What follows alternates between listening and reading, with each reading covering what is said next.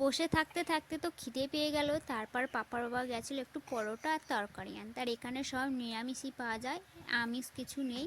তো আমরা পুকুর পাড়ে বসে এখন পরোটা আর তরকারি খেয়ে নিচ্ছি। আর পাপা এখানে দেখো একটা গাড়ি নিয়ে ভীষণ ব্যস্ত হয়ে গেছে, ও গাড়ি নিয়ে খেলছে, খাওয়ার কথা আর মনে নেই। আর কি বলবো, সত্যি এখানে নিরামিষি তরকারিগুলোও বেশ ভালো। আর পুকুর পাড়ে আমরা একা না, অনেকেই বসে আছে, আর এখনও অনেকে স্নান করছে।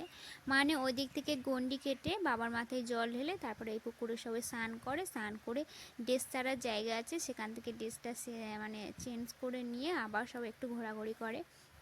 তারপর চলে এসেছিলাম একটু মেলার মধ্যে। আমার চলো একটু মেলার দিক থেকে একটু ঘুরে আসি, কারণ একটু পরে মানে 3টের দিকে আবার আমরা বেরিয়ে যাব।